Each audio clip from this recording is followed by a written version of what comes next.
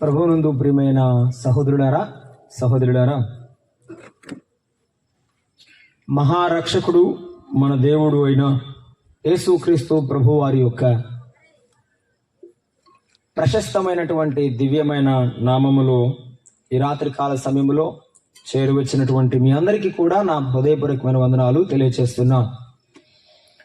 ఈ మొదటిగా ఈ ప్రాంతానికి వస్తున్నప్పుడు నాకు గుర్తుంటే ఒకే ఒక వ్యక్తి, మా అన్నయ్య దైవ సేవకులు జాన్సన్ గారు.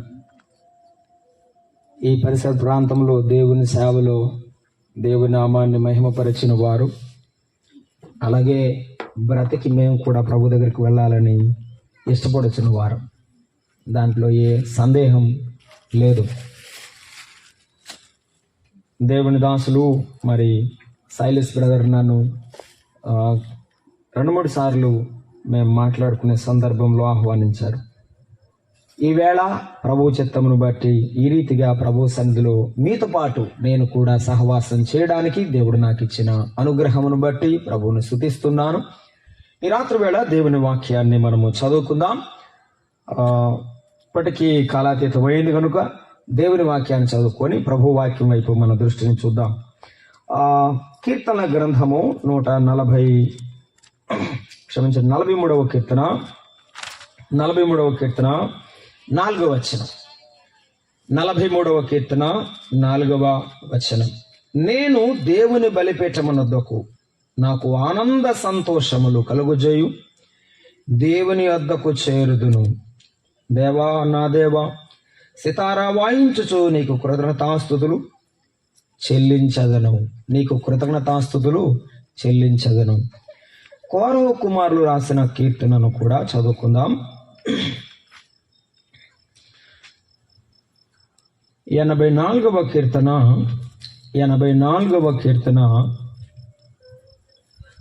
10వ వచనమును మనం చదువుకుందాం. నీ ఆవరణములో ఒక దినము గడుపుట 1000 దినముల కంటే శ్రేష్టము. భక్తిహీనుల గుడారములో నివసించుట కంటే నా దేవుని మందిర ద్వారమునొద్ద ఉండుట నాకిష్టం. చిన్న ప్రార్థన చేద్దాం. ప్రేమగల తండ్రి, దయాళుడు అయిన దేవా, మీ అతి శ్రేష్టమైన పాదాలకు మరొకసారి ముద్దాడి నమస్కరిస్తున్నాము. మా రాజా, మా దేవా, మీ దివ్యమైన సన్నిధి ఎంత గొప్పదో మేము అనుభవిస్తున్నప్పుడల్లా మీ పాదాలకు నమస్కరిస్తున్నావు నాయన. ఈ రాత్రి వేళ మీ సన్నిధిని ప్రేమించి వచ్చిన ప్రతి బిడ్డను బట్టి వందనాలు. ఈ శబ్దయంత్రం ద్వారా వినుచున్న ప్రతి బిడ్డను బట్టి మీకు స్తోత్రం. మా ప్రభువా, ప్రతి హృదయముతో మీరు మాట్లాడండి.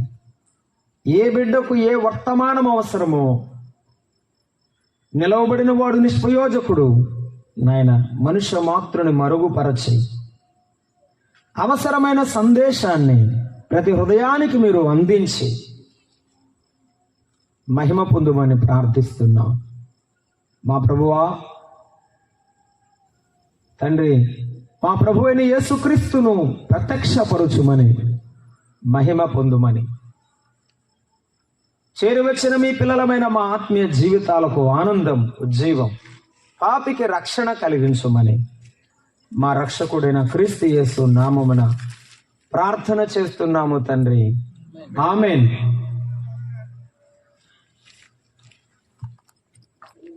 ప్రభునందు ప్రియమైన సహోదరులారా, దైవ గ్రంథములో కీర్తనలలో 43వ కీర్తనలో 4వ వచనాన్ని, 84వ కీర్తనలో 10వ వచనాన్ని మనము చదువుకున్నాం. నా దేవుని మందిరము అనే మాట 84వ కీర్తనలో, 43:4లో నా దేవుని సన్నిధి అనే మాట, బలిపీఠము అనే మాటను మనము గమనిస్తాం. ఆ రెండు సందర్భాల్లో భక్తుడు ఇద్దరు వేరువేరుగా, కోరవ కుమారులు రాసిన దావీదు రాసిన కీర్తనలో ఒకే ఒక మాటను వారు చెప్తున్నారు. ప్రపంచంలో రాజుగా రాజ్య పరిపాలన చేసినా, కుటుంబాన్ని జరిగించినా, లేకపోతే ఎన్ని కార్యకలాపాలు చక్కబెట్టినా, నేను ఎక్కడికి రాగానే నాకు సంతోషం అంటే చెప్పండి, నా దేవుని బలిపీఠము దగ్గర కూర్చుంటే నాకు సంతోషం. దావీదు అనుభవంలో ఆ మాట చదువుతున్నప్పుడల్లా దేవుడిచ్చేటువంటి సంతోషం ఆయన దగ్గరే, ఆయన సన్నిధిలోనే సంతోషం. కౌరవ కుమారులు కూడా అదే అంటారు. ఒక అడుగు ముందుకు వేసి వారు చెప్పే మాట ఏంటంటే, నీ సన్నిధిలో ఒక్క దినము గడుపుట 1000 దినముల కంటే శ్రేష్టం. అసలు ఏమంటారు తెలుసా? ఒకవేళ భక్తిహీనుల ఇంటిలో, పెద్ద పెద్ద ఇంటిలో వారు మమ్మల్ని ఆహ్వానించినా, వారి ఇళ్లలో ఉండడం కంటే నీ మందిర గడప దగ్గర పడి ఉండడం మాకు ఇష్టం. ఈ రాత్రి వేళ ప్రభువు మనతో మాట్లాడాలనుకుంటున్న ఒకే ఒక మాట ఏమిటంటే, నీ ఇష్టం ఏమిటి? What is your desire? నీ కోరిక ఏమిటి? నీ కోరిక నీ జీవిత దశను మార్చివేస్తుంది. నీ ఇష్టము నీ జీవితం యొక్క మలుపు ఎంతవరకు తీసుకుని వెళ్తుందో నీకే ఈ రాత్రి అర్థమవ్వాలి. ఇప్పటికే అర్థమై ఉండొచ్చు చాలా మందికి. ఈ ప్రపంచంలో మానవులను మనము గమనించి ఆలోచన చేస్తున్నప్పుడు చాలా మందికి చాలా కోరికలు ఉన్నాయి, చాలా ఇష్టాలు ఉన్నాయి. వారి ఇష్టాలు, వారి కోరికలు లోకములోనే ఉండిపోయాయి, దేవుని దగ్గరకు ఎప్పటికీ రాలేకపోతున్నాయి. దేవుడంటే ఇష్టం లేదా? ఇష్టమే. దేవుడంటే కోరిక లేదా? ఆయన దగ్గరకు రావాలి, ఆయన దీవెన పొందాలి, ఆయన కృప అనుగ్రహాన్ని పొందాలని లేదా అంటే పొందాలని ఉంది, కానీ రాలేని జీవితం అయింది. ఈ రాత్రి ప్రభువు మాట్లాడుతున్నాడు. కీర్తనాకారుడు చెప్పిన, కౌరవ కుమారులు చెప్పిన ఆ మానవుని యొక్క సంతోషం, మానవుని యొక్క ఆనందం, మానవుని యొక్క తృప్తి ఎక్కడ ఉంది? ఆయన సన్నిధిలో, ఆయన దగ్గరే ఉంది. మీరు ప్రపంచాన్ని గమనిస్తే, మానవులను ఆలోచన చేస్తే, మన చుట్టూ ఉన్న వారిని, మన జీవితాన్ని, ఇతరులను పరిశీలన చేస్తే మనకు అవగతమైనది ఏంటంటే, మానవుడు ఎక్కడో తాను కావలసిన దాన్ని వెతుకుతున్నాడు, ఎక్కడ వెతకాలో అక్కడ వెతకడం లేదు. దైవ గ్రంథముల రాత్రి కూడా మనం ఆలోచన చేయబోతున్నాం. మానవుడు కావలసిన సంతోషం, కావలసిన ఆనందం ఎక్కడెక్కడ వెతుకుతున్నాడు. మనమందరం ఎరుగుదాం కదా, లూకా సువార్తలో ఒక ధనవంతుడు మనకు కనిపిస్తుంటాడు కదా. లూకా సువార్తలో ఆ ధనవంతుడు వెతికిన సుఖం అనండి, ఆ ధనవంతుడు వెతికిన సంతోషం అనండి, ఎక్కడ వెతుకుతున్నాడు ఆ ధనవంతుడు అంటే, తన యొక్క జీవితం అంతా చాలా గొప్పగా సుఖంగా ఉండాలనుకున్నటువంటి ఆ ధనవంతుడు ఎక్కడ వెతికాడు? 16వ అధ్యాయము 19వ వచనం. ఆ ధనవంతుడు ఒకడు ఉన్నాడు, ఓదారంగు వస్త్రాలు, సన్నపునార బట్టలు, అంతే, బహుగా సుఖపడుచుండు వాడన్నాడు. ఎక్కడ వెతుకుతున్నాడు సుఖం, సంతోషం? చెప్పండి. ఒంటికి నొప్పి తగలకూడదు, వేసుకుంటే వేసుకున్నట్టు ఉండకూడదు. ఎలా ఉండాలి? అబ్బాయి చాలా హాయిగా ఉండాలిరా, బట్టలు వేసుకుంటే అంత బరువు ఉండకూడదు అంటుంటారు మన పల్లెటూరులో. ఎలా ఉండాలి? హాయిగా ఉండాలి. ఎవరైనా చూస్తే చాలా దర్జాగా ఉండాలి, హుందాతనంగా కనబడడానికి, సుఖంగా ఉండడానికి మనిషి బట్టలలో కూడా, వేసుకునే వస్త్రాలలో కూడా సుఖాన్ని వెతుక్కుంటున్నాడట. ఇది ధనవంతుని చూసినప్పుడు మనకు అర్థమయ్యే సత్యం అదే. చాలా మంది వస్త్రాలలో పేరును వెతుక్కుంటారు.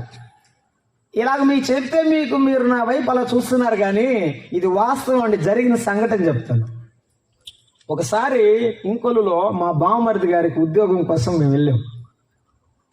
దుద్దుకూరులో వివాహం చేసుకున్నాను నేను, మా మామగారు ఇవాంజలిస్టే. అయితే ఆ స్కూల్ దగ్గరికి వెళ్ళాం అనమాట. నేను ఇచ్చే వెళ్ళాను అనమాట. ఇచ్చే వెళ్ళాను, డ్రెస్లు ఏం లేవు, మామూలుగా సాదా సీదాగా ఉందా, చెప్పులు వేసుకుని వెళ్ళాం అనమాట. అక్కడ ప్యూన్ ఉంటుంది, ఒక ఆమె లేడీ, ఆమె వెళ్ళగలంది. ఎవరు కావాలంది. ప్రిన్సిపల్ గారు కావాలి మేడం మాట్లాడదామంటాను. అది అడ్బండి అటు పోండి అందావిడ. మా బామ్మది సొక్కా కూడా బాగోలేదు. నేను కూడా ఇట్టా ఉన్నాను సీదాగా బండి అంది. ఏం మాట్లాడాలో అర్థం కాక నేను వెళ్ళి తెలుగులో మాట్లాడకుండా ఇంగ్లీష్లో మాట్లాడాను. ఆమె చైర్ తెచ్చి బయటేసి కూర్చోండి సార్ అంది. మనిషి నోటి మాటకు విలువ ఇస్తున్నాడు, వస్త్రానికి విలువ ఇస్తున్నాడు, హోదాకు విలువ ఇస్తున్నాడు, వ్యక్తిత్వానికి కాదు. ఈనాటి దినాల్లో మనం ఎక్కడైనా చూడు, అది టౌన్ అను పల్లెటూరు అను ఎక్కడైనా చూడు, మనిషి వ్యక్తిత్వానికంటే మనిషి బయట ఉన్న బాహ్య సంబంధమైన వాటికి ఇచ్చిన విలువ మానవ సంబంధానికి ఈ ప్రపంచంలో లేనే లేదు. మనిషి సుఖాన్ని సంతోషాన్ని బట్టల్లో వెతుకుతున్నాడు, గౌరవాన్ని తన యొక్క బాహ్య సంబంధమైన వాటిలో వెతుకుతున్నాడు. మన చుట్టూ ఉన్న వారి మధ్య ఉంది. మనిషిని బట్టి కాకుండా మనిషికి ఉన్న వస్త్రాలను బట్టి స్థితిగతులను బట్టి ప్రేమించేవారు ఉన్నారు, గౌరవించేవారు ఉన్నారు. మనిషి సుఖం ఎక్కడ వెతుకుతున్నాడంటే దానిలోనే వెతుకుతున్నాడు. 12వ అధ్యాయంలో మనం జ్ఞాపకం చేసుకుంటే అక్కడ ఒక ధనవంతుడు ఉన్నాడు. 12వ అధ్యాయం లూకాసు వార్తలో 19వ వచనంలో అతడు మంచి వ్యవసాయం చేసిన వాడు, చాలా బాగా పంటను పండించి ఏమనుకున్నాడంటే 18 వచనాల్లో నా కొట్లు విప్పి వాటికంటే గొప్ప వాటిని కట్టించి అందులో నా ధాన్యమంతటిని ఆస్తిని సమకూర్చుకొని అంతవరకు బాగానే ఉంది, ఏదో దాచిపెట్టుకుందాం అనుకుంటున్నాడు. నా ప్రాణమా అనేక సంవత్సరములకు విస్తారమైన సమకూర్చబడి ఉన్నది. ఏమి సుఖపడాలి? నా ప్రాణమా సుఖపడుము. దేంతో చెప్పండి? పండిన పంటతో, నిండిన కొట్లతో.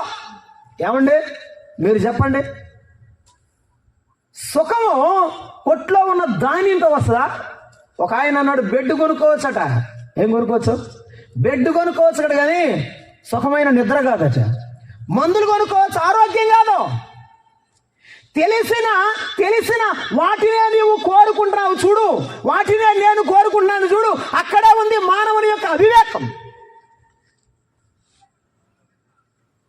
నా ప్రాణమా సుఖించుము, తినుము, చెప్పండి, త్రాగుము, సంతోషించుము. ఎక్కడ? తింటములో సంతోషం, తాగడంలో సంతోషం. ఎంత పడితే అంత, ఎట్ట పడితే అట్ట. సుఖాన్ని సంతోషాన్ని మనుషులందరూ కోరుకుంటున్నారు. కోరుకునేది చాలా తేడాగా కనబడుతూ ఉంది. బాహ్య సంబంధమైన వాటిలో చూస్తున్నారు. ఇతడు కూడా అంతే, తినుము, త్రాగుము, సుఖించము, సంతోషించము అనుకున్నాడు. సంతోషం ఎక్కడ దొరుకుతుంది అనుకున్నాడు? అది తినుము, తినటంలో, త్రాగటంలో, ధరించుకోవడంలోనే సంతోషం ఉందనుకుంటున్నాడు.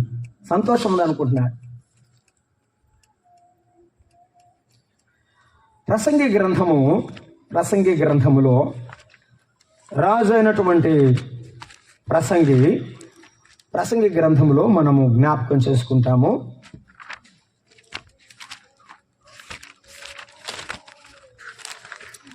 2వ అధ్యాయంలో 4వ వచనాన్ని మనం చదువుకుంటాం. నేను గొప్ప పనులను చేయబూనుకు. ఎందుకు గొప్ప పనులు? పేరు కోసం. అంతే.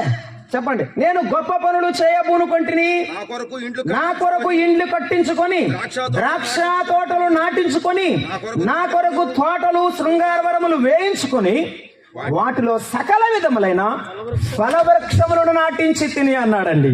మానవ జీవితంలో సంతోషం కొరకు ఒక గొప్ప ఇల్లు ఉండాలి. ఇల్లు కట్టుకోవడం తప్పు కాదు, కానీ ఆ గొప్ప ఇంట్లో ఏం వెతుకుతున్నాడంటే సంతోషాన్ని.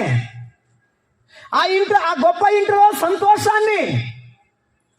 గొప్ప ఇళ్లలో సంతోషం ఉండదు. పూరిళ్ళని సంతోషం తక్కువ ఉంటుంది, పెద్ద ఇళ్ళని, గొప్ప ఇళ్ళని సంతోషం ఎక్కువ ఉంటుందని ఉండదు. ఇంటిని బట్టి సంతోషం, వ్యక్తిని బట్టి సంతోషం, బట్టను బట్టి సంతోషం, ఆహారాన్ని బట్టి సంతోషం నిర్ణయించబడదు. రాజు అన్నాడు, ఈ యవనుడైన రాజు ఏమన్నాడంటే గొప్ప పనులు చేయించుకున్నాడు. ఇంకా ఏం చేయించాడు? గొప్ప ఇల్లు కడితే గొప్పోడు అనుకున్నాడు, గొప్ప ఇల్లు కట్టాడు. తర్వాత రాజులు సంపాదించు బంగారమును సంపాదించుకున్నానన్నాడు 8వ వచనం. నా కొరకు నేను వెండిని బంగారమును రాజులు సంపాదించు సంపదను ఏం చేశాడట? సమకూర్చుకున్నాడు. నేను సమకూర్చుకున్నాను. 10వ వచనం చదువుతారా? 10వ వచనం. నా కన్నులు ఆశించిన వాటిలో దేనిని అవి చూడకుండా నేను అభ్యంతరము చేయలేదు. నా హృదయము నా పన్నులన్నిటిని బట్టి సంతోషింపగా సంతోషకరమైనది అది అనుభవించకుండా నేను నా హృదయమును నిర్బంధించలేదు అన్నాడు. ఈనాడు మానవుడు చేస్తుంది కూడా అదే. ఏదైనా తన మనసు కంట్రోల్ అంటారు చూడండి, నిర్బంధం, నా మనసును స్వాధీనం చేసుకునే వాళ్ళే లేరు.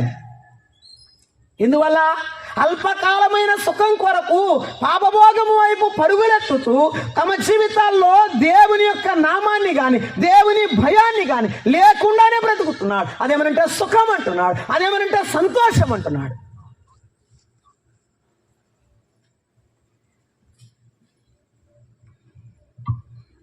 మా మందిరంలో ఒక సహోదరి నా దగ్గరకు వచ్చింది.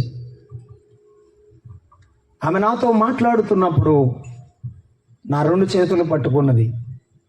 నా కొడుకు కోసం నువ్వు ప్రార్థన చేయాలి తమ్ముడు అంది. అక్కయ్య, ఎందుకు అలాగ మాట్లాడుతున్నావు అంటే, మాది చాలా చిన్న కుటుంబం. దేవుడు మాకిచ్చిన 1 ఎకరాన్ని ఇప్పుడు అమ్మాల్సి వచ్చింది. వాడు ఎందుకో ఈ ఆన్లైన్ బెట్టింగ్లో పడిపోయాడు.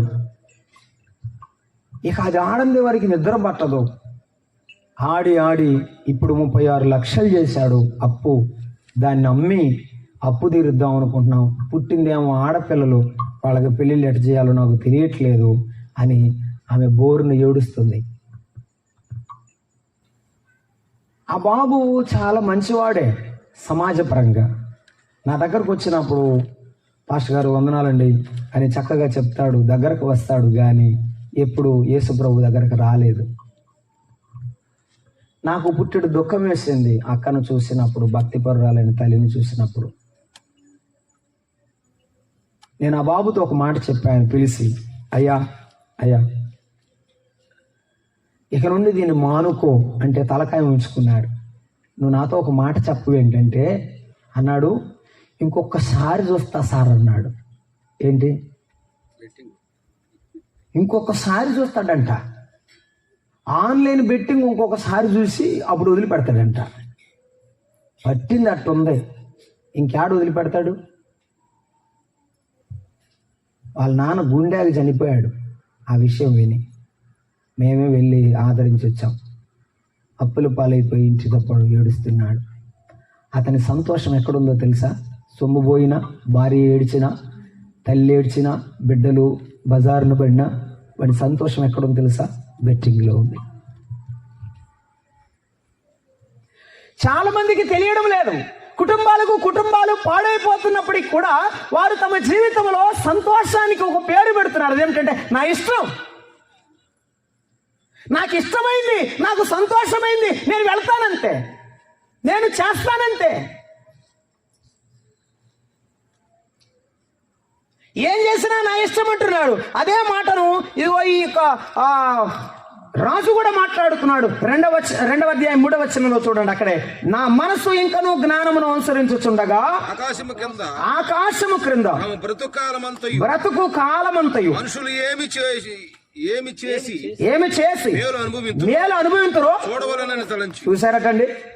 ఏమి చేస్తే మేలు వస్తుందో అని ఏది పడితే అది చేస్తున్నాడట. అట్టే ఉన్నారు ఇప్పుడు.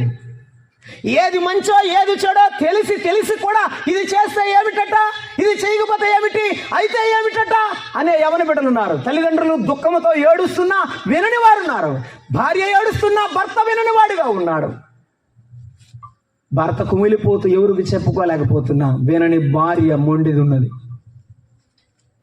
మేలు అనుభవించి చూస్తున్నా అనుకొని ఏం చేశాడు ఆయన? నా దేహమును ద్రాక్షారసము చేత వేసాడా? ద్రాక్షారసము చేత ఇల్లు కట్టుకుంటే పర్వాలేదు, బంగారం సంపాదించుకుంటే పర్వాలేదు, ఇంకా అలా సంపాదించుకొని తన మనసును కూడా నిర్బంధం చెయ్యకుండా అలాగే వదిలేసి ఏం చేద్దాం అనుకున్నాడు? ద్రాక్షారసము చేత నేను సంతోషపరుచుకుందును అనుకున్నాడని. చదవండి. మతిహీనత యొక్క సంగతి గ్రహించననుకున్నాడండి. ఎక్కడికి వెళ్ళిపోయాడు? మతిహీనతలోకి వెళ్ళిపోయాడు. సామెతల గ్రంథములో ఆ మాట రాయబడి ఉన్నది. ద్రాక్షారసము పళ్ళెములో తలతలలాడుచుండగా దానిని చూడవద్దు. ఎవరికి దుఃఖములు, ఎవరికి హేతువు లేని గాయములు ద్రాక్షారసముతో పొద్దుముచ్చే వారికే కదా. నీ జీవితాన్ని నీవు పాడు చేసుకుంటున్నావు. నీ ఆరోగ్యం పాడైంది. దేవుడు నీకు ఇచ్చిన ఆయుష్ను నీవే తగ్గిస్తున్నావు. ఎవరు నీకు కారణం కాదు. నీ జీవితంలో నీవు నష్టపోయింది ఇంతవరకు చాలు. ఈ రాత్రి దేవుడు మాట్లాడుతున్నాడు. దేవుడిచ్చిన ఆయుష్ ఎందుకు పోగొట్టుకుంటావు? దేవుడిచ్చే సంతోషాన్ని ఎందుకు తీసుకోలేకపోతున్నావు? మానవుడు చేస్తున్న రెండే నేరాలను ఇర్మియా గ్రంథంలో దేవుడు బయట పెట్టారు. ఆయన ఇచ్చిన జీవితాన్ని పాడు చేస్తున్నాడు. ఆయన ఇచ్చే సంతోషాన్ని మానవుడు కోల్పోతున్నాడు, పొందుకోలేకపోతున్నాడు.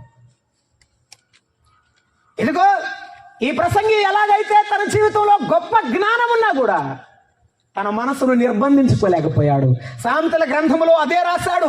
పట్టణమును పట్టుకుని వాని కంటే తన మనసును స్వాధీనపరుచుకుని వాడే శ్రేష్ఠుడు. మానవులందరూ చేసుకోలేనిది ఏమిటంటే మనసును స్వాధీనం చేసుకోలేకపోవడం. ఆ స్వాధీనం చేసుకోలేనప్పుడు ఎవరైనా ఎదురొచ్చి అయ్యా అట్ట చేయకూడదురా అంటే ఏమంటారు? నా ఇష్టం, ఏంది నువ్వు చెప్పేది నాకు అంటున్నారు. అది కథ. న్యాయాధిపతుల గ్రంథంలో ఒక మాట చదువుకుందాం చూడండి. న్యాయాధిపతుల గ్రంథములో ఆఖరి అధ్యాయాన్ని, ఆఖరి వచనాన్ని మనం చదువుకుంటున్నాం. న్యాయాధిపతుల గ్రంథము 21వ అధ్యాయము 25వ వచనం. ఆ దినములలో ఇశ్రాయేలులకు రాజు లేడు. ప్రతివాడును తన ఇష్టానుసారముగా ప్రవర్తించుచూ వచ్చెను అన్నాడండి. భార్య ఇష్టం భార్యది, పిల్లల ఇష్టం పిల్లలది, భర్త ఇష్టం భర్తది. ఎవరి ఇష్టం వారిదే.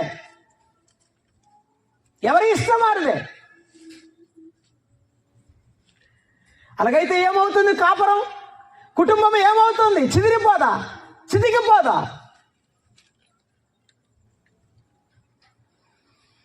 భూమి మీద మరులను చేసినందుకు ఆయన సంతాపపడుతున్నాడు అన్నాడు. ఒక భక్తుడు పాట రాస్తూ ఇలాగ రాశాడు. చింతించుచున్నానురా ఓ నరుడా నిన్ను సృష్టించినందుకురా, సంతోషమే లేదా ఏరో నరుడా, సంతాపముందేనురా, నిన్ను గూర్చి సంతాపముందేనురా.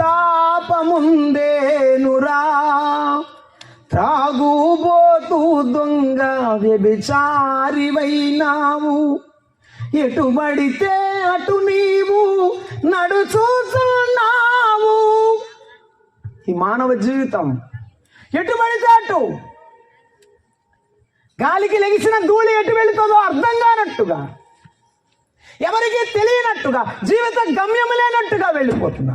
నిజమే, ఈ గమ్యం లేని పడవ ఎటుపోతుంది? ఈ దిక్సూసి లేని నావ ఏ దిక్కుకి వెళుతుంది? నీ జీవితం ఎటు వెళుతుందో అర్థమవుతుందా?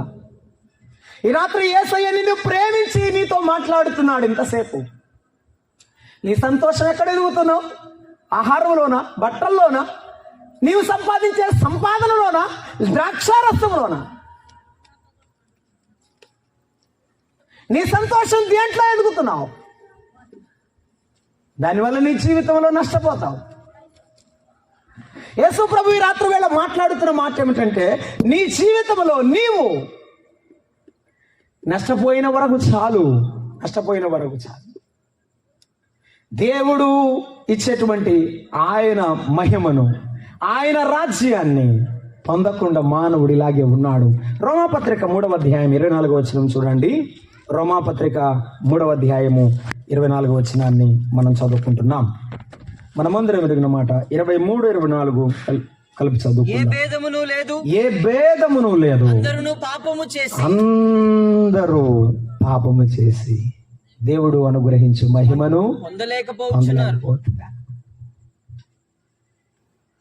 100వ కీర్తనలో ఒక మాట చెప్పాడు 2వ వచనంలో, మనము ఆయన ప్రజలము, ఆయన మేపు గొర్రెలము, ఆయన మనలను సృజించను, మనము ఆయన వారము అని రాశాడు. పరలోకములో ఉన్న దేవుడు మానవులందరినీ సృజించాడు. ఆయనే దేవుడు. ఆయన తన పిల్లలు తన దగ్గరికి రాకుండా దూరంగా వెళ్ళిపోతున్నారు, తన మహిమను పొందకుండా ఆయనకు దూరం అవుతున్నారని ఆయన వేదన చెందుతున్నాడు. ఆయన వేదన చెందుతూ ఈ రాత్రి పిలుస్తున్నాడు. ఆయన మహిమ రాజ్యములో ఉండి ఆయన వలె మహిమతో ఉండాలని దేవుడు ఇష్టపడి ఈ రాత్రి నేను పిలుస్తున్నాడు. నువ్వెందుకు ఆయనకు దూరంగా వెళ్ళిపోతున్నావు? నీవెందుకు ఆయనకు దూరంగా వెళ్ళిపోతున్నావో తెలుసా? నీ జీవితాన్ని బట్టి, నీ ఇష్టాన్ని బట్టి వెళ్ళిపోతున్నావు. దేవుడు శక్తిమంతుడు, ఆయన శిక్షించగలవాడు, ప్రేమించగలవాడు. కానీ యేసయ్య నిన్ను శిక్షించడం లేదు. 103వ కీర్తన 10వ వచనంలో దైవ గ్రంథంలో ఎలాగున రాయబడి ఉన్నది. 103వ కీర్తన 10వ వచనం, పాపములను బట్టి మనకు ప్రతీకారము మన పాపములను బట్టి మనకు ప్రతీకారము చేయలేదు. ఎప్పుడైనా దేవుడు నిన్ను నన్ను శిక్షిస్తే భూమి మీద మనము నిలిచేవారము కాదు. దైవజనులు రాజారావు గారు ఇలా చెప్పేవాడు, పక్కింటి వాళ్ళు కొడితేనో, ఎదురింటోళ్ళు కొడితేనో, ఇంట్లో వాడు కొడితేనో కేసు పెడితే పోలీసు వాళ్ళు వస్తారంట. దేవుడు కొడితే కేసే లేదు, పోలీసు వాళ్ళే లేదంట. 2008లో సునామీ అంతే కదా. 72లో దివిసీమ తుఫాను, ఆ సీమల వైపు పడిన తుఫాను, ఆ తుఫాను కాలం కూడా అంతే కదా. దేవుని దెబ్బకు గురి కావద్దు, దేవుని దండనకు, దేవుని శిక్షకు గురి కాకుండా నీ శరీరాన్ని నీవు అప్పగించవద్దు. ఆయన శిక్షకు నీ శరీరాన్ని అప్పగించవద్దు. దేవుడు దయామయుడు కాబట్టి రాత్రి మాట్లాడుతున్నాడు. ఏమిటంటే, నువ్వు చేసిన పాపానికి, నువ్వు చేసిన అపరాధానికి నేను నిన్ను శిక్షించలేదు కుమారుడా, కుమార్తె, కానీ నీ మీద జాలి పడుతున్నాను, నేను జాలి పడుతున్నానని ప్రభు చెప్తున్నాడు. ఆ సిలువలో వేలాడుతున్న ప్రభు చెప్పిన మాట, తండ్రి వీరేమి చేయుచున్నారో వీరెరుగరు, వీరిని క్షమించు. ఈ రాత్రి నీవేం చేస్తున్నావో నీకు కూడా తెలియదని యేసయ్య నిన్ను క్షమించమని అడుగుతున్నాడు. నిన్ను క్షమించడానికి సిద్ధంగా ఉన్నాడు ప్రభువారు. నేను చేసిన అపరాధానికి దేవుడు శిక్ష వేయడు. ఆయన సృజించిన దేవుడు కనుక, ఆయన రూపములో ఉన్న మానవులమైన మనలను చూసిన దేవుడు కనుక ఆయన మన కోసం పరలోకమును విడిచిపెట్టి భూలోకానికి వచ్చాడు. మనము మనస్సు అని తిరుగుతూ మన సొంత ప్రయోజనాల కొరకు, సుఖం కొరకు అలాగూ వెళ్ళిపోతూ ఉండగా పాపము చేతిలో పడిపోయి నలిగిపోయాం. ఎంతగా నలిగిపోయామంటే యాకోబు పత్రిక 1వ అధ్యాయంలో చెప్పాడు.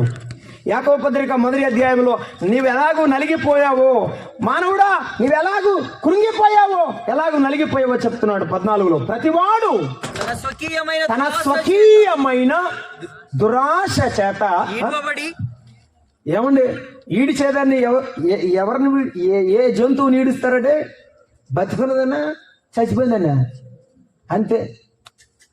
ప్రతివాడు స్వకీయమైన దురాశ చేత ఈడవబడి మరులు గొల్పబడిన వాడై అన్నాడు. ప్రతి మానవుని యొక్క మనసులో పాపపు విత్తనం పడింది. ఆ పాపపు బీజమును తొలగించాలి. అందుకే దేవుడు అవసరం. ఆ బీజం ఎలా ఉందట? పాపమట. చెప్పండి, మరులు గొల్పబడి అంటున్నాడండి. అంటే దారినే పోతున్నాం మనం. దారినే పోతున్నాం. ఒకటి కనపడింది, చూడకూడదు అనుకున్నాం, తలకాయ తిప్పాం. తలకాయ పక్కకు తిప్పిన తర్వాత ఏం చేయాలి? ఇక తిప్పకుండా వెళ్ళిపోవాలి కదా. కానీ కొద్ది దూరం పోయి మళ్ళీ వెనక చూస్తున్నావు, మళ్ళీ కొద్ది ముందుకు పోయి మళ్ళీ వెనక చూస్తున్నావు. దీన్ని ఏమంటారంటే మరులు గొల్పబడటం అంటారు. చూసిన దాన్ని మరలా చూడాలి, చెయ్యాలి, మరలా అనుకుంటున్నావే, నీవు పాపము చేత అలాగున లాగబడి గుచ్చబడి, హబక్కు గ్రంథంలో అన్నాడు, అతడు గాలము వేసి లాగుతున్నాడు అన్నాడు. సాతాను గాలం వేసి లాగుతున్నాడు, ఎర వేస్తున్నాడు. ఆ ఎరకు నీవు బలైపోతున్నా. నీ జీవితం బలైన, కుటుంబం బలైన, నీవు ఆలోచన చేయడం లేదు. ఈ రాత్రి నేను ఆలోచన చేస్తావని నీ ముందు యేసు ప్రభు వారి మాటలు ఉంచాడు. ఈ రాత్రి నీవు ఆలోచన చేస్తే నీ జీవితానికి ఒక మార్పు వస్తుంది. అతడు శోధింపబడునన్నాడు. మరులు కలపబడినప్పుడు వెంటనే పాపం చేయడంటండి. Sir be cautious. ఒకసారి చూస్తే తప్పేం చేయరటండి, కానీ ఏం చేయబడతారంటే శోధించబడతారు. ఏమవుతారు? శోధించబడతారు. తర్వాత దురాశ, ఈ దురాశ చేత ఏడవబడుతూ ఆ దురాశ గర్భమును ధరిస్తుందట. అయ్యో, నేనేదో ఆడవాళ్ళు గర్భం ధరిస్తే పిల్లలు కంటారని తిన్నాను, కానీ ఇదేదో కొత్తగా వింటున్నానే. ఏమిటది? కడుపులో అంట దురాశ పెరిగిపోద్దట. ఏంటి? మీకు అర్థం అవడానికి చెప్తాను. అక్క ఇట్లా రాత్రి ఏం జరిగింది తెలుసా అంటావు. ఎందుకు? ఇది చెప్పకపోతే ఈ కడుపు ఉబ్బిపోద్ది అంతే. కడుపులో దాసినటువంటిది ఈ దురాశ ఇంకా ఇంకా ఇంకా ఇంకా పెరిగిపోయి ఏమవుద్దట? పాపమును కంటుంది. పాపము పరిపక్వమై మరణమును కంటుంది.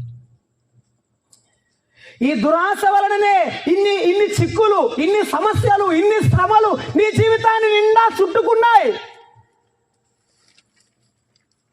పాపము వలన ఒకరికి శ్రమలు విస్తరించునన్నాడు బైబిల్లో. నీ చుట్టూ శ్రమలు ఎందుకున్నాయి? ఈ కష్టము, ఈ కన్నీరు ఎందుకు వచ్చిందంటే నీవు చేసిన అపరాధమును బట్టే వచ్చింది. నీవు చేసిన దురాలోచన బట్టి వచ్చింది. ఈ రాత్రి వేళ యేసయ్య మాటలు వింటున్న నీ జీవితాన్ని నీవు మార్చుకోవడానికి ఇష్టపడుతున్నావా? నిజమే, నా వల్ల అపరాధం జరిగింది, నా వల్లనే ఇదంతా సంభవించింది, నేనేం చేయాలి ప్రభువా, నన్నేం చేయమంటా? ఈ రాత్రి నీ స్థితిలో ఉన్నట్టయితే ప్రభు ఈ రాత్రి నీతో మాట్లాడుతున్నాడు. మానవుడు దురాశలో, పాపములో సంతోషాన్ని వెతకడం వల్ల తన జీవితానికి పాపం వలన మరణమే వస్తుంది, కానీ సంతోషం రావడం లేదని బైబిల్ సెలవిస్తున్నాయి. మన ప్రభు అయిన యేసుక్రీస్తు వారు సర్వలోకమును ప్రేమించినటువంటి దేవుడు యెషయా గ్రంథం 1వ అధ్యాయంలో చెప్పాడు. యెషయా గ్రంథం 1వ అధ్యాయం 2వ వచనములో, ఆకాశమా ఆలకించుము, భూమి చెవియొగ్గుము. నేను పిల్లలను పెంచి, నేనే మీరెవరు? నా పిల్లలు. నేను మిమ్మల్ని పెంచాను, మిమ్మల్ని గొప్పవారిగా చేశాను. నేను గొప్పవారిగా చేశాను, కానీ నా మీద తిరగబడి ఉన్నారు. ఆ మాటలు చదవండి. నా మీద తిరుగుబడి ఉన్నారు. ఈ తిరుగుబాటు చేసే పిల్లలు, ఆ గాడిద సొంత దొడ్డిని తెలుసుకుంటుంది, అసలు నన్ను తెలుసుకునే పిల్లలు కాదు, నన్ను మీద తిరగబడే పిల్లలు అన్నాడు. ఆ తర్వాత దోషభరితమైన పిల్లలు అన్నాడు, చెరుపు చేయు పిల్లలు అన్నారు, తొలగిపోయే పిల్లలు అన్నారు, అసలు వ్యాధి కలిగిన పిల్లలు అని చెప్పాడు. ఈ పిల్లలు ఏ పిల్లలు? ఎందున పనికిరాని పిల్లలు, కాపరి లేని గొర్రెల వలె ఆ యొక్క ప్రాంతంలో చెదిరిపోయారు. యేసయ్య వారిని చూస్తూ వారి మీద కనికరపడి వారికి ఆహారం పెట్టాలనుకున్నాడే, అది ఆయన ప్రేమ. చెదిరిపోయిన వారిని కూడా సమకూర్చి కూర్చోబెట్టి వారి కడుపు నింపేవాడు, వారి యొక్క జీవితాలలో సంతోషాన్ని నింపేదేవుడు. ఎప్పుడు యేసయ్య మంచి దేవుడని తెలుసుకుంటావు, ఎప్పుడు యేసయ్య నీ జీవితాన్ని మార్చే దేవుడని తెలుసుకుంటావో నాకు తెలియదు, కానీ ఈ రాత్రి యేసయ్య మాట్లాడుతున్నాడు విను. ఈ రాత్రి యేసయ్య నీ కొరకే మాట్లాడుతున్నాడు విను. ఎన్నో ఏళ్ల నుండి విన్నావేమో, ఎన్నో సంవత్సరాల నుండి విన్నా నీ మనసు మారలేదేమో, కఠినమై కరగకుండా అలాగే నిలబడి ఉన్నావేమో. ఈ రాత్రి అయినా నీవు మారతావని మాట్లాడుతున్నాడు. ఈ రాత్రి నీవు యేసయ్యకు నీ మనసు ఇస్తావని మాట్లాడుతున్నాడు. నీ జీవితాన్ని మార్చుకో. నా పిల్లలు నడిరెత్తిన వ్యాధి కలిగి ఉన్నారు. 10వ వచనం అంటాడు, అరికాలు మొదలుకొని ఎక్కడి నుంచడా తల వరకు కొంచెమైనను స్వస్థత లేదు. ఒక ఆయన అన్నాడు పద్యంలో, నేను చదువుకున్న చిన్నప్పుడు పద్యంలో, తేలుకట విషము కొండెములో ఉంటుందట. ఎక్కడ? కొండెములో ఉంటుందట. పాముకట విషము కోరలో ఉంటుందట. దానికి కొండెములో, పాముకు కోరలో మనిషికి నిలువెల్ల ఉండును అన్నాడు ఆయన. బైబిల్ ఏం చెప్తుందంటే అసలు తల నుండి అరికాలు వరకు కొంచెమైనా స్వస్థత లేదు. ఏ మంచి లేని మానవుణ్ణి ప్రేమించాడు ఎందుకు యేసయ్య? తన రూపంలో ఉన్న తన బిడ్డలు అగ్నిగుండానికి వెళ్ళకుండా, తన శిక్షను వారు అనుభవించకుండా యేసయ్య ప్రేమించాడు. యేసయ్య అందుకే నిన్ను ప్రేమించాడు. ఈ రాత్రి నీకు అర్థమైతే చాలు. ఏ మంచి లేని వారిని ప్రేమించాడు. నీతిమంతుడు లేడు, ఒక్కడు లేడు. దేవుని వెతుకువాడు ఎవడును లేడు. కలరేమో అని నేను వెతుకుచున్నాను, ఒక్కడైనను లేడు. ఈ మంచివాణి కాని మానవుని కొరకు దేవుడు పరలోకము నుండి పరుగున మానవ రూపం ఎత్తి వచ్చాడు. అగ్ని జ్వాలల వంటి నేత్రములు, అపరంజిని పోలిన పాదములు గలవాడు, మానవ దేహములు లేనివాడు, రక్తమాంసములలో మనవలే పాలివాడయ్యాడు. మానవుడిగా మన కొరకు జన్మించాడు. యేసయ్య జీవితం, యేసయ్య జన్మ ఈ లోకములో ఉన్న మానవుల జన్మ వంటి జన్మ కాదు. ఆయన జీవితమే విచిత్రం, ఆయన జన్మే విచిత్రం. ఆయన జన్మించినప్పుడు అందరి వల్లే ఆయన జన్మించలేదు. హెబ్రీ పత్రిక 10వ అధ్యాయాన్ని మనం జ్ఞాపకం చేసుకుంటున్నాము ఆయన జన్మను గురించి. హెబ్రీ పత్రిక 10వ అధ్యాయంలో మనం జ్ఞాపకం చేసుకుంటున్నాం. చూడండి, మన ప్రభువారు మాట్లాడిన మాట. 10వ అధ్యాయము 5వ వచనం. కాబట్టి ఆయన ఈ లోకమందు ప్రవేశించినప్పుడు ఇలాగు చెప్పుచున్నాడు, బలియు అర్పణయు నీవు కోరలేదు గాని. చాలా మంది అదే చెప్తుంటారు, యేసు ప్రభు శరీరంలో పుట్టాడు, ఆయన ఒక మనిషి అండి అని. బైబిల్ ఏం చెప్తుంది? నాకు ఒక శరీరమును అమర్చితివి.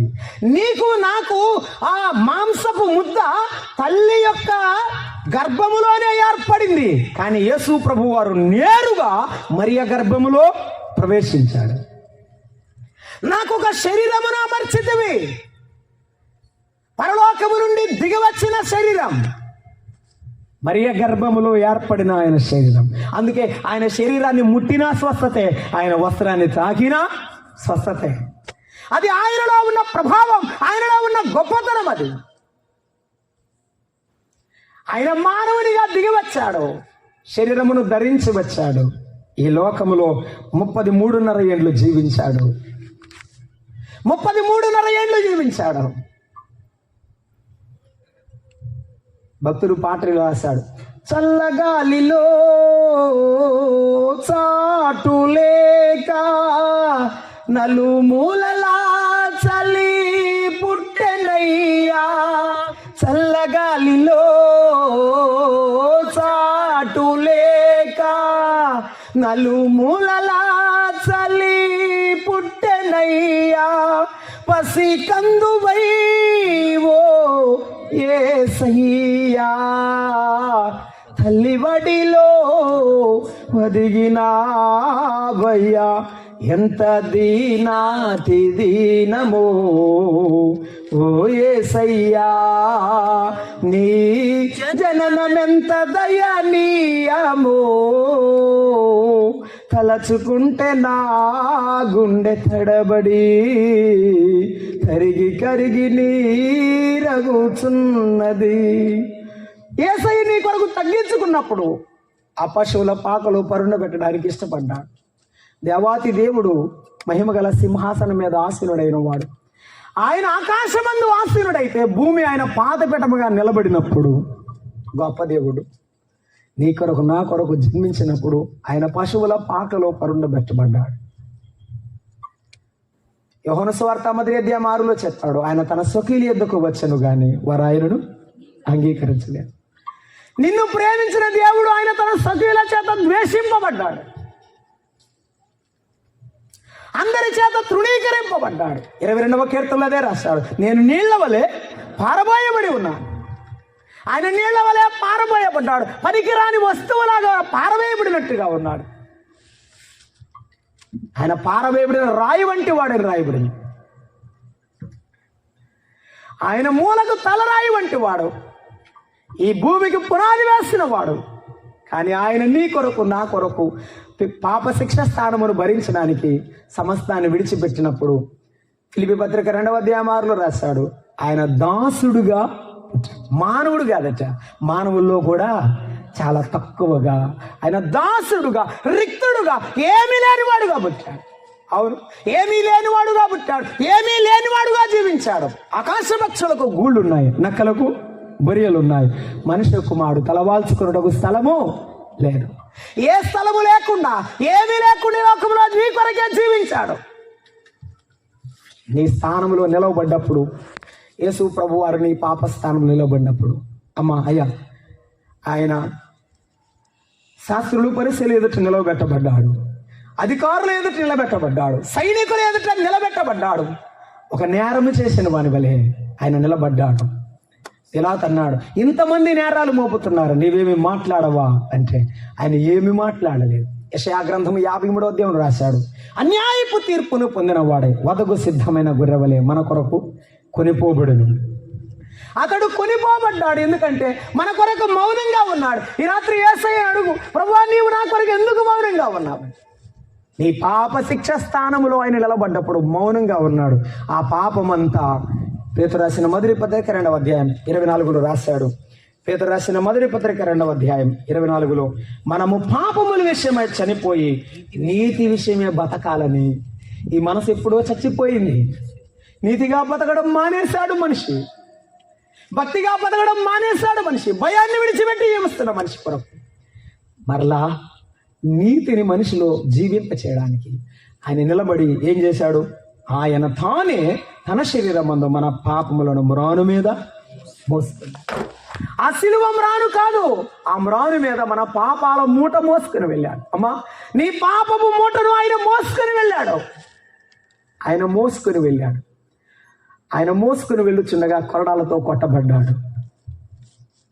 ఆయన మోసుకుని వెళుచుండగా ఆయన వీపి నాగేటి చాళ్ళ వలె దున్నబడినట్టుగా కొట్టారు. ఆ ఎత్తైన గొల్గతా కొండ వరకు ఆయన మోసుకుని వెళుచుండగా, ఆయన తలపైన ముళ్ళ కిరీటముతో రక్తము చెందుచుండగా, ఆయన కొరడా దెబ్బలో ఆయన వీపున పోచున్నప్పుడు కారినటువంటి రక్తముతో, రక్తసిక్తమైన పాదములతో ఆ ప్రభువారు ముందుకు వెళుచుండగా ఆ ప్రభు అంటాడు, తండ్రి వీరేమి చేయుచున్నారో వీరు క్షమించము, వీరెరుగురు కనుక వీరిని క్షమించము. నీవెరగవు, నీవు చేసే అపరాధం యొక్క శిక్ష ఏమిటో నీకు తెలియదు. పౌలు భక్తుడు తిమోతికి రాసిన పత్రికలో 1వ అధ్యాయములో 12వ వచనంలో కూడా అదే మాట చెప్పాడు.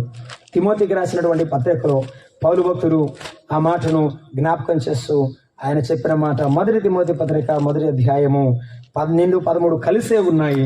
ఆయన రాస్తూ అంటున్నాడు 13లో, నమ్మకమైన వానికి ఎంచినందుకు నన్ను బలపరిచిన మన ప్రభువైన యేసుక్రీస్తుకు కృతజ్ఞుడై ఉన్నాను.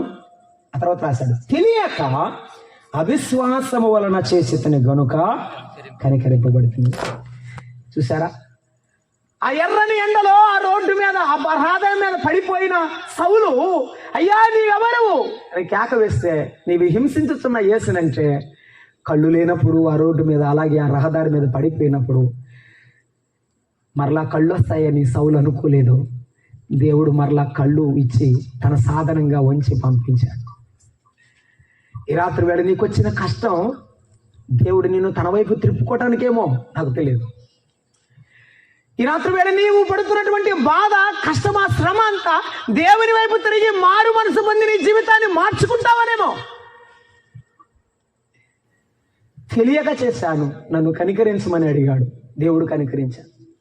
ఈ రాత్రి నీవు తెలియక చేస్తానని ఒప్పుకుంటే, దేవుని సన్నిధిలో నిన్ను నీవు దేవునికి అప్పగించుకుంటే దేవుడు నీ పాపాన్ని క్షమిస్తాడు.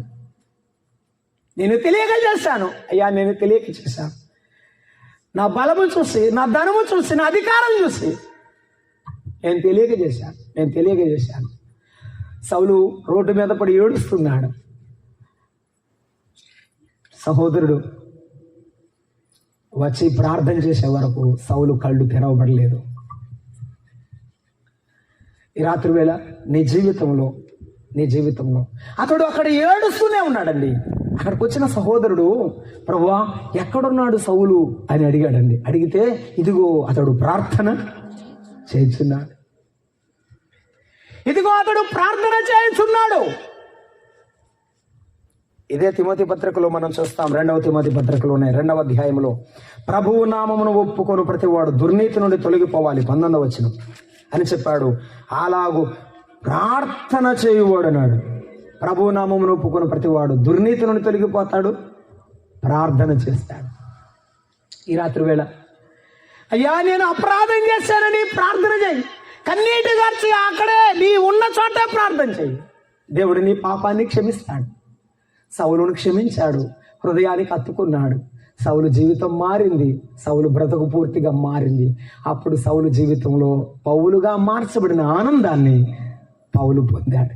ఈ రాత్రి వేళ నీకు ఆ సంతోషం, ఆనందం కావాలంటే లోకములో సంతోషం లేదు, లోకములో సంతోషం లేదు, విద్యలో సంతోషం లేదు, లోకములో ఉన్న ధనధాన్యాల వలన సంతోషం లేదు. నీ జీవితంలో నీవేమి సంపాదించినా సంతోషం లేదు. కానీ దేవుని వాక్యం చెప్తున్నది, ఒకడు సర్వలోకమును సంపాదించుకొని తన ప్రాణం పట్టుకుంటే వానికేమి ప్రయోజనం? నీవంతా సంపాదించుకున్నా నీ ప్రాణం పోతే ఏ ప్రయోజనం లేదు. యేసయ్య నమ్ముకున్నా, ఇది బైబిల్ చెప్పే సత్యం. నిర్మోహమాటం అది, అది ఎవరికి లేదు. ఈ రాత్రి వేళ దేవుని మాటలు వింటుండగా ఆయన నిన్ను బ్రతిమాలి చెప్తున్న ప్రతి మాట, నీ జీవితానికి అవసరమైన ప్రతి మాట నీ చెవులలో చేరి అది నీ హృదయంలోకి చూస్తే నీ విడిచిపెట్టదు. ఆ ఎత్తైన కొండ వరకు యేసయ్యను తీసుకుని వెళ్ళారు. ఆ సిలువను అలాగ పడుకోబెట్టి ఆయనను కూడా సిలువ మీద పడుకోబెట్టారు. ఒక మాట చెప్పి నేను ప్రార్థన చేశాను. ఆ సిలువ మీద పడుకోబెట్టినప్పుడు ఒక చిత్రమైన సంఘటన జరిగిందండి. అదేమిటో తెలుసండి, ఈ రోజున మనిషి చేస్తుంది అదే, ఆ రోజున సైనికులు చేసింది అదే. ఏం చేశారంటే ఆయన అంగి చెప్పండి ఉంచారా తీశారా? ఆయన అంగి కుట్టు లేని అంగి, ప్రపంచంలో ఎవరికి లేని అంగి ఆయన అంగి. ఆయన సొక్కా వేరు. అది తీశారండి, అది తీసి పక్కన పెట్టారు. ఆయన మాత్రం సిలువేశారు. అంగి ఏం చేశారు? చీట్లు వేసి పంచుకున్నారు. వాళ్ళకి ఏం కావాలి? అంగి కావాలి. ఎవరొద్దు? యేసయ్య వద్దు,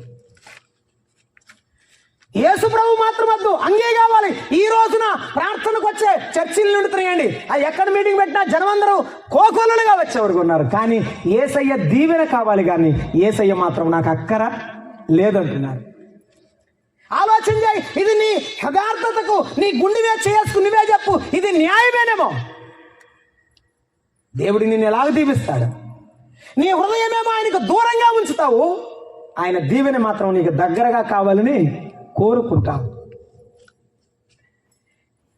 వారు అలాగే సిలువ వేస్తున్నప్పుడు యేసు ప్రభు వారి వైపు చూస్తూనే ఉన్నాడు. ఒకరైనా గమనించారో లేదో? ఒక్కడి చివరకు తెలుసుకున్నాడులేండి శతాధిపతి, ఇతడు నిజముగా దేవుని కుమారుడే అని తెలుసుకున్నాడు. ఈ రాత్రి నువ్వు తెలుసుకుంటే నీకు ఎంత మేలు. ఈ రాత్రి నువ్వు తెలుసుకుంటే నీకు ఎంత మేలు. నీ పాపాల కొరకు చనిపోయి సమాధి చేయబడి తిరిగి లేచిన యేసయ్యను తెలుసుకుంటే నీకు ఎంత మేలు.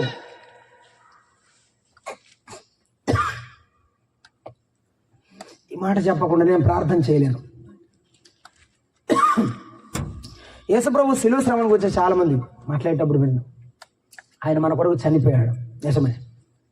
మరట చనిపోయిన తర్వాత సమాధి చేశాడు. ఎవరు? రోమా ప్రభుత్వం సమాధి శిష్యులు చేశారు. రోమా ప్రభుత్వం కాపలా పెట్టిందండి. అందరూ కాపల వాళ్ళు పెట్టారు.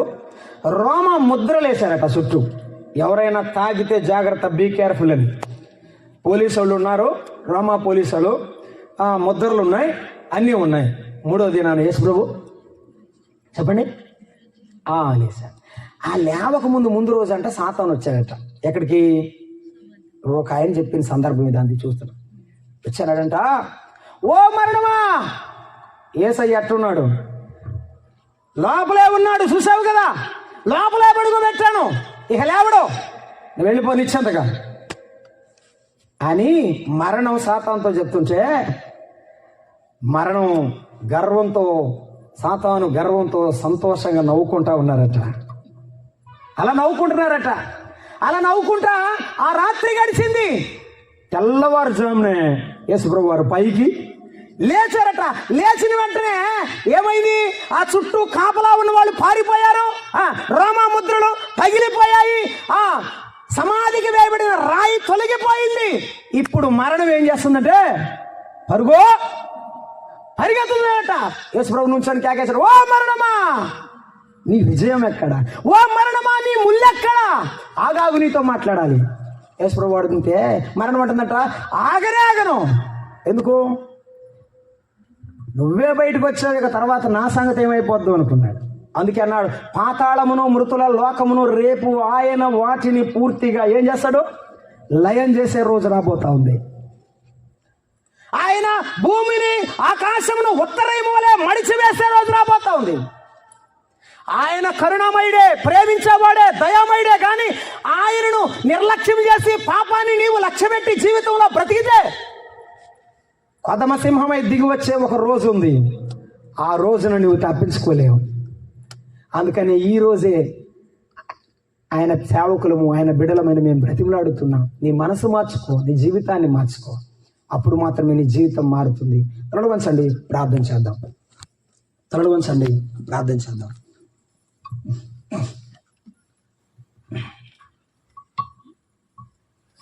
ప్రియమైన సహోదరుడా, సహోదరి, యేసయ్య నీతో మాట్లాడిన మాటలు విన్నావు కదా. ఈ లోకంలో తరచి చూస్తే ఇంతకంటే ఏమున్నది చెప్పు? ఎన్నో చూసావు, వాటి వలన ఏ ప్రయోజనం లేదు. లోకంలో సంతోషం వెతుకుతున్నారు కానీ ఎక్కడ దొరకదు. అది దేవుని సన్నిధిలోనే. ఎందుకంటే మారిన పౌలును అడుగు, జీవితం మారినప్పుడు ఎంత ఆనందించాడు. తన వ్యసన జీవితం అంతా పూర్తిగా విడిచిపెట్టినప్పుడు, తన బతుకు మారిపోయినప్పుడు ఎంతో లోకములో ఆనందించాడు. పరలోకములో సంతోషంతో ఇప్పుడు ప్రభు యొద్ద ఉన్నాడు. నీ జీవితం కూడా అంతే. యేసయ్యను నమ్ముకుంటే ఈ లోకములో, పరలోకములో నీకు ఎంతో గొప్ప లాభసాధకం. దైవభక్తి గొప్ప లాభసాధకం. ఈ రాత్రి యేసయ్యను నమ్ముకో, మారు మనసు పొందు. పరిశుద్ధాత్మ దేవుడు నీ హృదయాన్ని, నీ పాపమును ఒప్పింప చేస్తుండగా, ప్రభువా నిజమే నాయనా, నేను ఎవరికి దాయలేను, నేను దాగలేను. ఈ రాత్రి నేను నమ్ముకుంటాను, నా మనసు మార్చుకుంటాను, నా బ్రతుకు మార్చుకుంటాను. నన్ను దీవించు ప్రభువా. నీ పాదాల దగ్గరకు వస్తున్నాను. ఎంతో మంది దగ్గరికి వెళ్ళాను, ఇక నేను ఎవరి దగ్గరికి వెళ్ళను, నీ దగ్గరికి వస్తాను నాయనా. నన్ను క్షమించబా ప్రభువా, నన్ను క్షమించి అత్తుకో ప్రభువా అని ఆయన దగ్గరకు వస్తే తప్పిపోయిన కుమారుని ఆ తండ్రి ఎలాగో మెడ మీద పడి ముద్దు పెట్టుకొని ఏడ్చాడో, ఈ రాత్రి యేసయ్య నిన్ను కౌగిలించుకొని ఆ దేవుడు తన బడిలో చేర్చుకుంటాడు. తల్లి వలె ఆదరిస్తాడు, తండ్రి వలె ప్రేమిస్తాడు. ఆ ప్రభు ప్రేమకు పాత్రుడు కావాలని ప్రేమతో తెలియచేస్తున్నా. ప్రేమగల తండ్రి, దయాళుడా, మీకు వందనాలు. ఈ రాత్రి వేళ మీరు మాతో మాట్లాడి మీ ప్రతి మాటను బట్టి స్తోత్రం. నీ సన్నిధిలోనే సంతోషం, మీతోనే మాకు ఆనందం ప్రభువా. ఒకప్పుడు మా బతుకులు చెడిపోయినవే కానీ మీరు బాగు చేశారు. ఎంతోమంది మా జీవితాల్లో వచ్చారు, ఎవరు బాగు చేయలేదు. మీలా ఎవరు బాగు చేయలేదు, మమ్మల్ని చేరదీయలేదు నాయన. నువ్వెంత గొప్ప దేవుడు ప్రభువా. ఈ రాత్రి మీరు మాట్లాడిన ప్రతి మాటకు నీరు కట్టి ఫలింపు దయచేసి పాపికి రక్షణ కలిగించమని మా ప్రభు అయిన యేసుక్రీస్తు నామమున ప్రార్థన చేస్తున్నాము తండ్రి, ఆమేన్. అందరికీ ప్రేమ వందనాలు.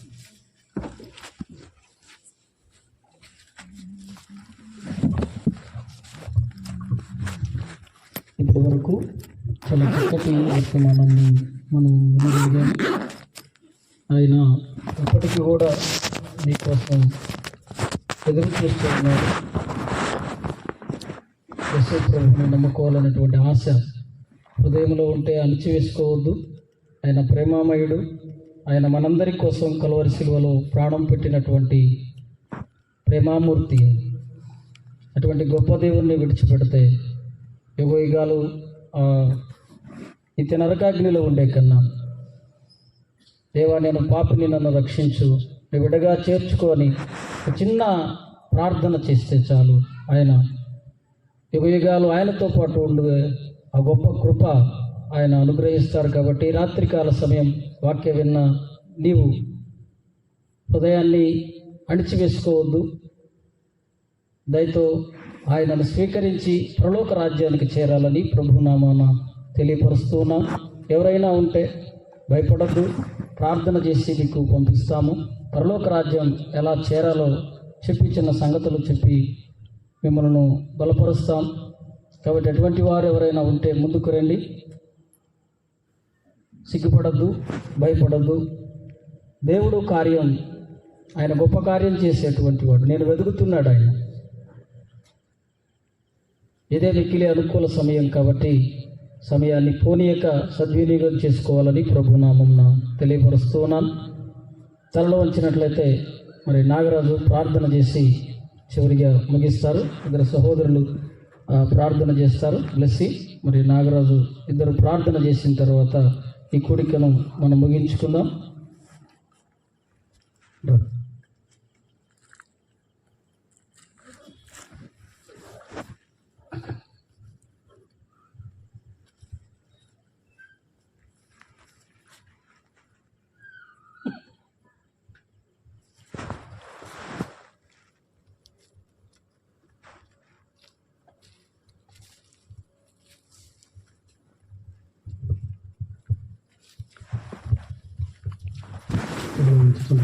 అయితే ప్రార్థన చేస్తున్నాం.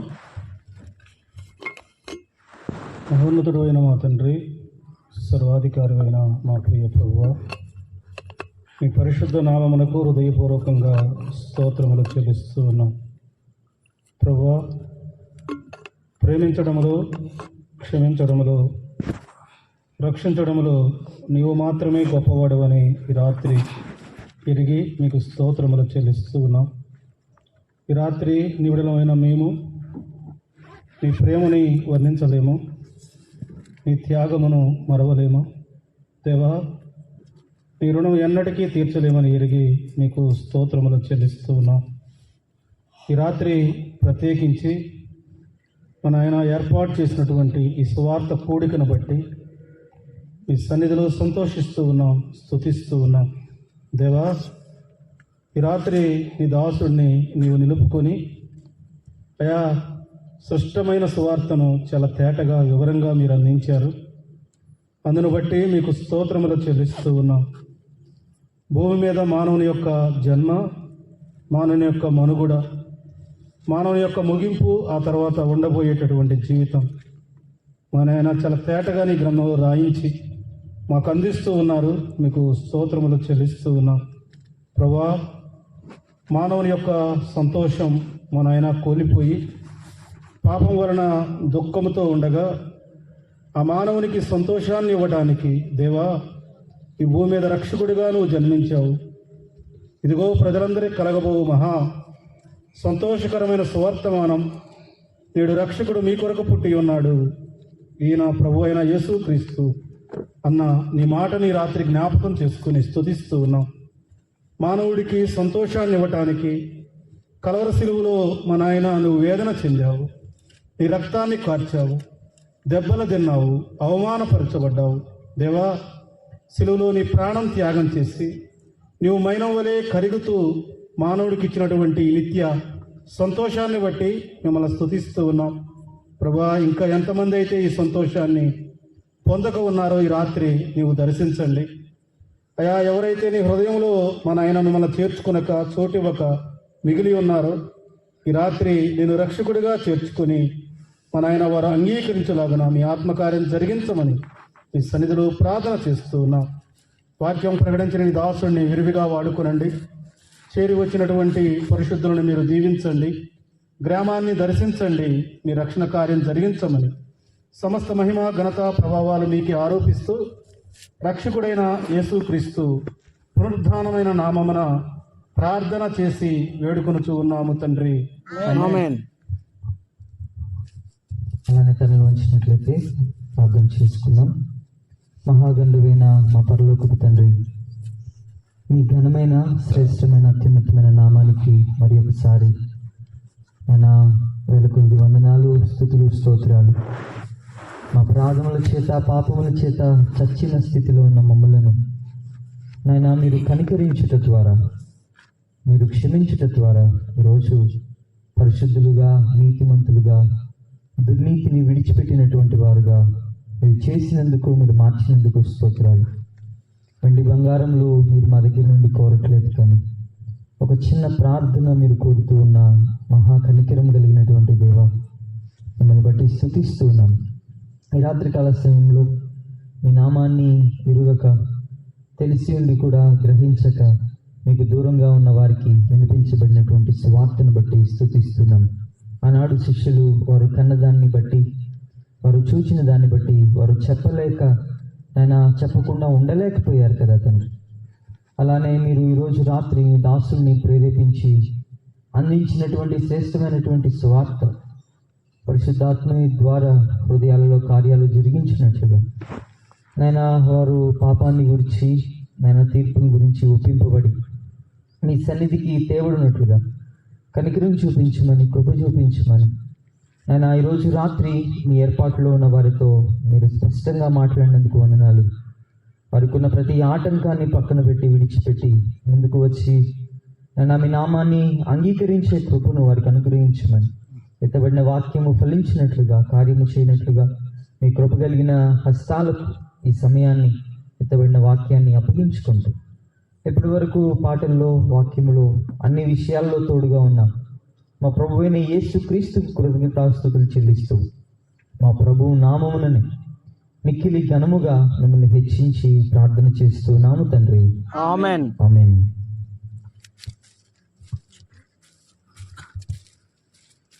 సరేనండి, అందరికీ వందనాలు. కూడిక ఇంతటితో ముగించబడినది.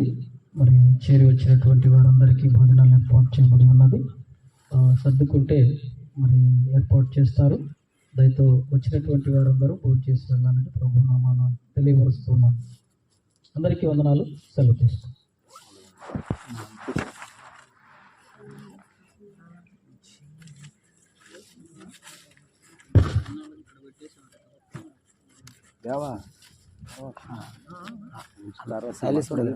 Sailesh brother bye bye ఆపేసా.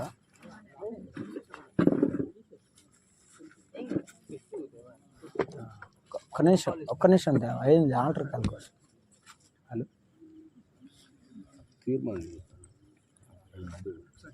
Hello ప్రభునందు ప్రియులారా, మరి ఈ రాత్రి వేళ దేవుని వాక్యం విన్నా నీవు యేసయ్యను నమ్ముకోవాలంటే ముందుకు రండి. ప్రభువుని నమ్ముకోకుండా ఇక్కడ నుండి వెళ్ళొద్దని ప్రేమతో మనవి. మేము మీ కొరకు ప్రార్థిస్తూనే వచ్చాము. ఇంత దూరము దేవుని వాక్యాన్ని మోసుకొని మీ కొరకే వచ్చాం. యేసయ్య మిమ్మల్ని ప్రేమించి రాత్రి మాట్లాడాడు. ఆయన నమ్ముకోకుండా వెళ్ళిపోవడం ఆయనకి ఇష్టం లేదు. ఒకవేళ వెళ్ళిపోతే దేవునికి దూరం అవుతావేమో. ప్రభువు నమ్ముకో, రక్షించబడు, ప్రభు బిడ్డగా తీర్చబడాలని ప్రేమతో తెలియచేస్తుండగా త్రోసివేయద్దని ప్రేమతో తెలియచేస్తున్నా.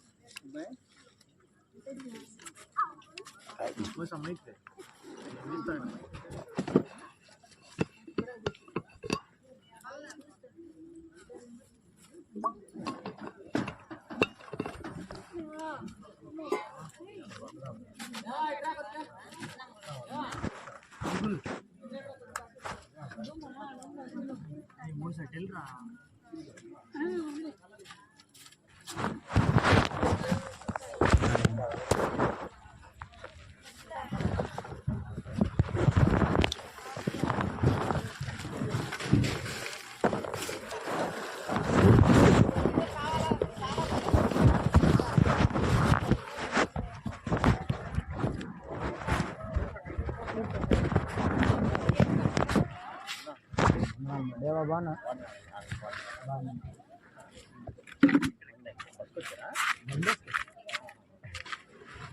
అంటే మాకు కాలేజీలో ఇన్స్పెక్షన్ వర్క్ ఉండి టైం కుదరలేదు. ప్రస్తుతానికి అక్కడే ఆ డాక్టరేట్ వచ్చింది. మొన్న కేసు అయిపోయింది కదా, ఇంక వెళ్ళిపోతాం మేడం. దీంట్లో ముందు చేసి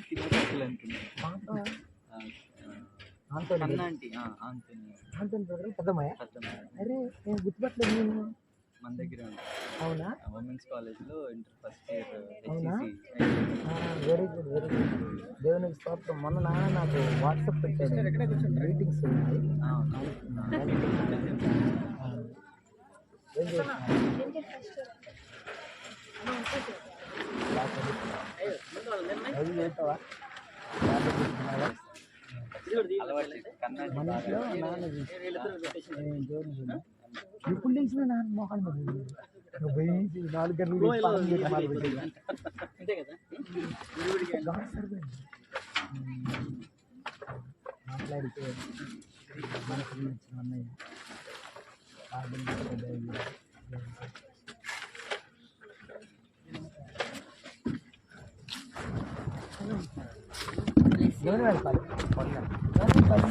తాతయ్య గారి మందిరం ఉంది. తాతయ్య గారి అక్కడ ఉంటున్నాము. అక్కడ ఉంటూ పీసీలో పనిచేస్తాను. చీరాల ఇంజనీరింగ్ అంటే పిహెచ్డి అయిపోయిందని అక్కడ ఉన్నా. అది చిన్నది కదా, అయిపోయింది. మన డాక్టరేట్ ఇచ్చారు, అవార్డు అయింది. అవార్డు అయింది. అదే influence of ICT on English language లో. ఐసీటీ అంటే information and communication technology, computer assistant, LMS platforms, learning management systems, వాటి మీద అదనమాట. దాని మీద పిహెచ్డి అయిపోయింది.